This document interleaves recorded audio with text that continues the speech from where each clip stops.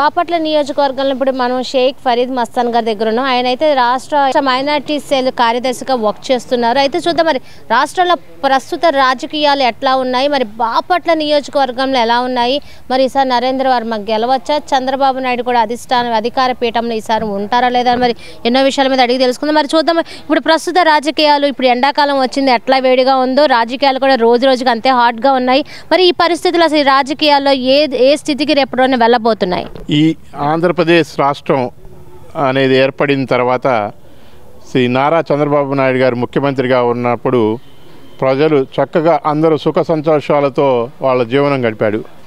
ఈ జగన్మోహన్ రెడ్డి అనే దుర్మార్గుడు, ఈ సైకో, ఈ ఆంధ్రప్రదేశ్ రాష్ట్రానికి ముఖ్యమంత్రి అయిన దగ్గర నుంచి ఇక్కడ ఉన్న ఈ రాష్ట్రంలో ఉన్నటువంటి వివిధ వర్గాలు అందరూ బాధిత వర్గంగానే తయారయ్యారు. మరీ ముఖ్యంగా ముస్లిం మైనారిటీ వర్గాల మీద అయితే 107 మంది మీద వివిధ రకాలుగా ఆత్మహత్యలు ప్రేరేపించేటట్టుగా కొంతమందిని హత్యలు చేయటం కూడా ఈ రాష్ట్ర ముఖ్యమంత్రి ద్వారానే జరిగింది అనేది ఈ రాష్ట్ర ముఖ్యమంత్రి ఉన్న ముస్లిం మైనారిటీలు ముఖ్యంగా తెలుసుకోవాలని తెలియజేస్తా ఉన్నా. అదేవిధంగా ఈ రాష్ట్రంలో ఇసుక, మద్యం మరియు భూదందాల మీద ఈ మంత్రులు కానివ్వండి, ఈ ఎమ్మెల్యేలు కానివ్వండి సంపాదించింది కూడా జగన్మోహన్ రెడ్డికి వాటాలు ఇవ్వటం ద్వారా జగన్మోహన్ రెడ్డి కూడా ఒక అవినీతి పరిపాలన చేశాడనే దానికి నిదర్శనంగా తెలియజేస్తా ఉన్నా. అదేవిధంగా బాపట్ల పట్టణంలో చూసినట్టుగైతే కోన రఘుపతి అనే ఈ ఎమ్మెల్యే 2 సార్లు ఎన్నికయ్యి ఈ బాపట్ల నియోజకవర్గంలో వివిధ రకాలుగా దోపిడీ చేయటం జరిగింది. అది ఏ విధంగా అంటే అతనికి అసైన్డ్ ల్యాండ్లు తీసుకోవటం, ఆ అసైన్డ్ ల్యాండ్ల ద్వారా వచ్చిన ఇసుకనంతా వివిధ రకాలుగా అమ్ముకోవటం జరిగింది. అదేవిధంగా ఎవరైనా వెంచర్లు వేసినట్టుగైతే ఆ వెంచర్ల దగ్గర ఎకరానికి 10 లక్షల చొప్పున డబ్బులు తీసుకొని ఆ వెంచర్లకి వీళ్లే పర్మిషన్లు ఇచ్చే స్థితికి చేరిందనమాట. అదేవిధంగా ఇక్కడ ఉన్నటువంటి ఒకే ఒక పెట్రోల్ బంకుని ఈ బాపట్ల పట్టణంలో ఆయన పెట్రోల్ బంకునే ఉంచి దాని ద్వారా ప్రజలందరికీ ఇబ్బంది కలిగించే పరిస్థితి ఏర్పడింది. అదేవిధంగా రోడ్లు విస్తరణ అనే భాగంలో అవినీతికి పాల్పడి ఏదైతే ఆ బాధితులు ఉన్నారో, రోడ్డు విస్తరణలో ఏదైతే బాధితులు ఉన్నారో వాళ్ళు అందరినీ బెదిరించి వాళ్ళ దగ్గర నుంచి వాళ్ళ ఉన్న స్థలాలకు డబ్బులు అది ఇవ్వకుండా రోడ్డు విస్తరణ చేసి ఈ 4 రోడ్లు విస్తరణ చేసి ఇదే బాపట్ల అభివృద్ధి అని చూసి భూతద్దంలో చూపించి గెలవాలనే పరిస్థితుల్లో ఉన్నాడు.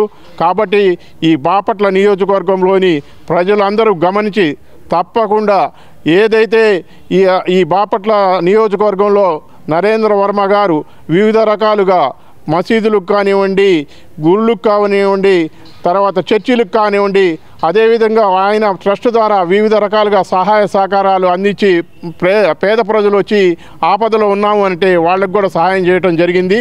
అలాంటి వ్యక్తిని, మంచి వ్యక్తిని అతను స్వలాభం కోసం కాకుండా ప్రజాసేవ చేయాలని నరేంద్ర వర్మ గారు ఈరోజు ఎమ్మెల్యే అభివృద్ధిగా బాపట్ల నియోజకవర్గంలో వచ్చున్నారు. ప్రజలు తప్పకుండా మీరు ఆయన్ని ఆశీర్వదించి ఈసారి ఈ 2024లో వారిని ఎమ్మెల్యేగా చేసి బాపట్ల అసెంబ్లీకి పంపించాలని కోరుకుంటా ఉన్నా. నరేంద్ర వర్మ గారు ఇక్కడ గెలుపు కోసమే పోటీ చేస్తున్నారా, లేదా ప్రజల కోసం ఏదైనా చెయ్యాలనే విధంగా మీతో డిస్కస్ చేస్తూ పోటీ చేస్తున్నారా? తప్పకుండా ఆయన ఆలోచనలు అంటే ఆయన ఎటువంటి లాభాపేక్ష లేదండి. ఆయన చాలా సంపన్నమైన కుటుంబంలో నుంచి ఉన్నారు. వారికి ఆర్థికంగా ఎంతో బలపడి ఉన్నారు. ఇలాగా ప్రజెంట్ ఉన్న ఎమ్మెల్యే కోన రఘుపతి లాగా అవినీతికి పాల్పడి డబ్బు సంపాదించే ఆలోచన అయితే ఆయనకి అసలు ఏ కోసైనా గొడవ లేదు. ఆయన విజనరీగా ఇప్పుడే చాలా ఆలోచనతో బాపట్ల రేపు వస్తే ఏం చేయాలి, వార్డులు వైజ్గా ఆయనే వార్డుల్లో తిరుగుతా, ఏమమ్మా ఇలా నేను ఈరోజు ఇలా రావటం కాదు, నేను రేపు పొద్దున ఎమ్మెల్యే అయిన తర్వాత ఉదయం నుంచే వస్తా, నేను ఈ వార్డులు అన్నిటికీ తిరిగి మీ సమస్యలు తెలుసుకొని మీ ఎట్లా పరిష్కరించాలో నేను చూస్తానమ్మా అనే పెద్ద ఆలోచనతో వారు ఉన్నారు. తప్పకుండా ఈ బాపట్ల 34 వార్డులే కాదు, బాపట్ల నియోజకవర్గంలో కూడా మోడల్ నియోజకవర్గంగా తయారు చేయాలి.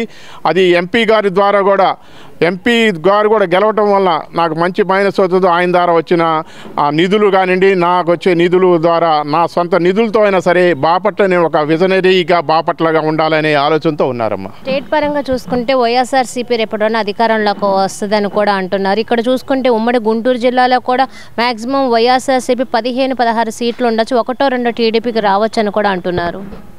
అది అంతా తప్పు, అదంటే తప్పుడు సమాచారం. అది అలా జరగటానికి ఆస్కారం లేదు. ఉమ్మడి గుంటూరు జిల్లాలో 17 నియోజకవర్గాల్లో ఉమ్మడి నియోజకవర్గాలు వేసుకున్నా సరే, ఒక బాపట్ల జిల్లాలో వేసుకున్నా సరే, బాపట్ల జిల్లా వరకు చూసుకుంటే పోయినసారి 4 అసెంబ్లీ స్థానాలు గెలిచాము. ఒక అసెంబ్లీ అతను మా వైసీపీలోకి వెళ్ళాడు, మిగతా 3 ఓటమి చెందడం జరిగింది. అలాంటిది ఉమ్మడి అయినా కానీ ఇప్పుడు గుంటూరు జిల్లా బాపట్ల జిల్లాలో అయినా కానీ అలాగా అసెంబ్లీ నియోజకవర్గాలు పోవటం అనేది జరగని పని. 7 అసెంబ్లీ నియోజకవర్గాలు బాపట్ల పార్లమెంటును కూడా గెలుచుకోబోతున్నాం ఖచ్చితంగా. అంటే ఈసారి ఇక్కడ చూసుకుంటే నందిగాం సురేష్ ఇక్కడ పోటీ చేస్తారు బాపట్ల నియోజకవర్గంలో ఎంపీగా. మరి ఈసారి మళ్ళీ రెండోసారి కూడా ఆయనే వస్తారనేది కూడా వినబడుతుంది. బాపట్ల పార్లమెంట్లో నందిగాం సురేష్ అనే ఎంపీ ఏ రోజు కానీ ఇంతవరకు కూడా ఈ బాపట్ల నియోజకవర్గం కానివ్వండి, బాపట్ల పార్లమెంట్లో ఉన్న 7 నియోజకవర్గాల్లో ఏ రోజు కూడా కనపడని వ్యక్తి. అలాంటి వ్యక్తి అదేవిధంగా కాకుండా ఆయన తాడికొండ సంబంధించిన నియోజకవర్గంలో అక్కడ ఉన్నటువంటి ఇసుక దోపిడీ, అక్కడ ఉన్నటువంటి ఆయన భూదందాలు అవన్నీ చేసిన వ్యక్తి నందిగం సురేష్ అనే వ్యక్తి. అలాంటి అవినీతి పరుణ్ణి బాపట్ల ప్రజలు ఏ రోజు మొహం చూపించని నందిగం సురేష్ని ఇక్కడ చిత్తుగా ఓడించబోతున్నారని తెలియజేస్తున్నా. ఓకే, ఇప్పుడు ఫైనల్గా చూసుకుంటే నరేంద్ర వర్మ గారు ఎంత మెజారిటీతో గెలవచ్చు బాపట్ల నియోజకవర్గంలో? బాపట్ల నియోజకవర్గం సుమారు ఒక 20-25,000 మెజారిటీతో గెలవడానికి ఆస్కారాలు ఉన్నాయి. ఇప్పుడు చూసుకుంటే స్టేట్ మొత్తంగా చూసుకుంటే చంద్రబాబు నాయుడు ఎన్ని సీట్లు గెలవచ్చు అంటారు టీడీపీ? ఈ ఆంధ్రప్రదేశ్ రాష్ట్రానికి ముఖ్యమంత్రి కాబోవటం అనేది ఖాయము. అది వైసీపీ నాయకులకి, ముఖ్యమంత్రి జగన్మోహన్ రెడ్డికి కూడా కళ్ళకి కట్టినట్టుగా కనబడతా ఉంది. తప్పకుండా బీజేపీ, జనసేన, తెలుగుదేశం పార్టీ ఉమ్మడి అభ్యర్థుల మీద 140 సీట్ల నుంచి 150 సీట్ల దాకా గెలిచే అవకాశం ఉంది. విన్నారు కదా, ఆంధ్ర రాష్ట్రం మొత్తమే చూసుకుంటే ఈ మహాకూటమితో 140 నుంచి 150 సీట్లు గెలవచ్చు అంటున్నారు. ఎంపీగా చూసుకుంటే నందిగం సురేష్ గెలవడం మాత్రం చాలా కష్టం అని అంటున్నారు. ఎందుకంటే ఏ రోజు ఇక్కడ కనిపించలేదు, ఏ రోజు ఒక ఎంపీగా రాలేదు. ఆయన అంతా తాడికొండలోనే ఎక్కువ ఉన్నారని కూడా అంటున్నారు. ఇక్కడ మళ్ళీ బాపట్ల నియోజకవర్గం చూసుకుంటే కోన రఘుపతి అవినీతి గురించి కూడా కళ్ళకు కట్టినట్టు కూడా చెప్పడం కూడా అయితే మనం విన్నాం. మరి నరేంద్ర వర్మ గారు చూసుకుంటే గతంలో అధికారం లేకపోయినా సరే ఆయన ఎన్నో సేవా కార్యక్రమాలు చేశారు. రేపు రోజున ఆయన ఎమ్మెల్యేగా గెలిస్తే కూడా అతిగా సంపన్నుడైన వ్యక్తి ఎక్కడ అవినీతి చేయాల్సినంత అవసరం లేదు, ఏ సొమ్ము కోసం ఆశించాల్సినంత అవసరం లేదు.